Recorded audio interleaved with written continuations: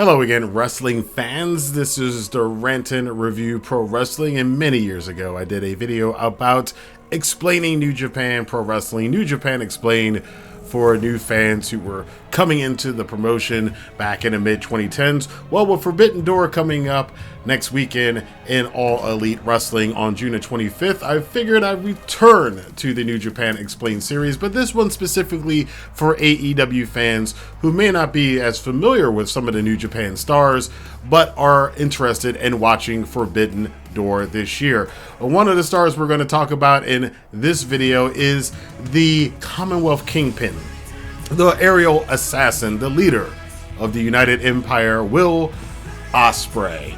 And before we get into this, of course, as always, you know it's YouTube.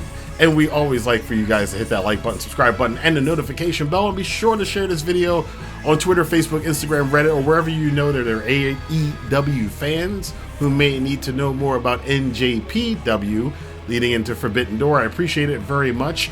But let's get into this now. Now, if you've been following the wrestling scene closely, you may have heard of the name Will Ospreay. But for those of you new to New Japan, here's a crash course on this incredible performer. Ospreay burst into the wrestling scene in 2012 and quickly gained recognition with his high-flying moves. As a British wrestler, there is a tendency to be more grounded, like a Zack Sabre Jr., but Ospreay liked the more aerial attacks, the lucha libre style, and all of these different kind of more athletic presentations of pro wrestling. It is a blend of acrobatics, technical prowess, and hard-hitting strikes.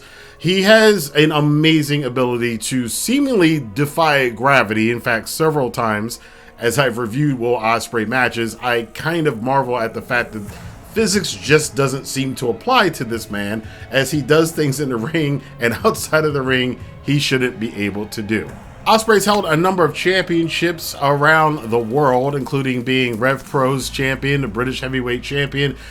He's been in tournaments from What Culture's tournament to many different places all over the world. WWE has had interest in Will Ospreay several times. They actually wanted him for the old Cruiserweight Classic tournament back in the mid-2010s, which Zack Sabre Jr. and Kota Ibushi famously were in. But Ospreay turned it down. Ospreay, of course, has been known several times to be asked, even recently, about going to WWE, and has not really expressed too much interest in going to the world's biggest sports entertainment company, and is quite happy with New Japan Pro Wrestling. Although, as he gets older and he's had to adopt his style due to injuries, Ospreay's horizons are kind of a never say never thing.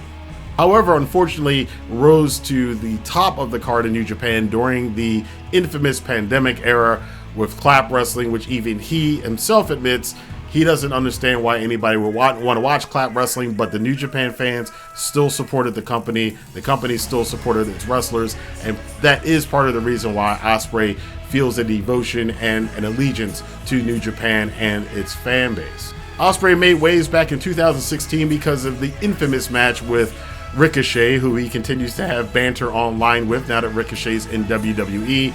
Their match made headlines around the world for being gymnastics and had a lot of people asking at the time, what is wrestling? Is the style that Will Ospreay and Ricochet do wrestling, or is wrestling one thing or another? And the idea that wrestling was more art than anything else came up. Ospreay also had an infamous match with the late Big Van Vader, who kind of worked himself into, or shot himself into a work with Ospreay by complaining about Ospreay's style. It actually did lead to a match with the late guy, but Ospreay has said that he really didn't enjoy the match too much. Ospreay's also somewhat of a controversial figure. He's had his issues outside of the ring in the wrestling industry. He says himself that he's a moron, and he says boneheaded things sometimes, but again, as he's gotten older, a lot of those boneheaded comments seem to have gone away.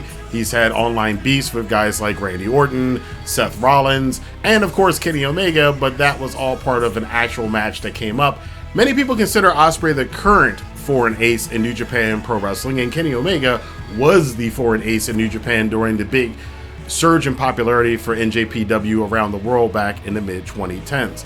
The rivalry started there with seeing who was the best ace at the time, but as Omega and Ospreay faced each other at Wrestle Kingdom 17, and 2023, Ospreay mainly got dominated in that match. He's now looking forward to Forbidden Door to challenge Omega once again and to reclaim the IWGP U.S. Championship that he lost to Omega back in January at Wrestle Kingdom in the Tokyo Dome. As far as his moveset, you gotta be aware of several moves that Ospreay has. His hook kick is deadly. His finisher back when he was a junior heavyweight was the Oz Cutter, which is a springboard diamond cutter or RKO, however you want to call it, from off the middle rope that many wrestlers have now adopted into their own repertoire. Ospreay then later unleashed the Hidden Blade, which is a back of the head move, which again, other wrestlers have kind of adopted since then. Ospreay also is known for the Stormbreaker, which I haven't seen too many people use, but Stormbreaker is pretty much his current main finisher. So Ospreay, with a lot of tools, a lot of weapons, makes his matches very, very interesting. The big question going into Forbidden Door is whether or not Ospreay is going to be able to regain this championship in the second match against Omega, or is this just part 2 in a possible trilogy between two of the greatest wrestlers of this generation? So if you're an AEW fan looking to expand your horizons and discover new wrestling talent, keep an eye out for Will Ospreay matches in New Japan Pro Wrestling. There are many available online. Of course, NJPWWorld.com has pretty much all of his wrestling, and of course you can check out some of the stuff he's done in Rev Pro and other British promotions over the years. Thank you guys for checking out this video. Hopefully, for those of you who are unfamiliar with New Japan stars and are looking forward to Forbidden Door, videos like this will help you get a better understanding of some of the stars that you might not be familiar with. Check out the rest of the videos in this series. We will be doing other videos on Sonata. You can check one out about Kazuchika Okada, Hiroshi Tanahashi, and New Japan in general. But until then, thank you guys for watching this video, and I'll see you next time.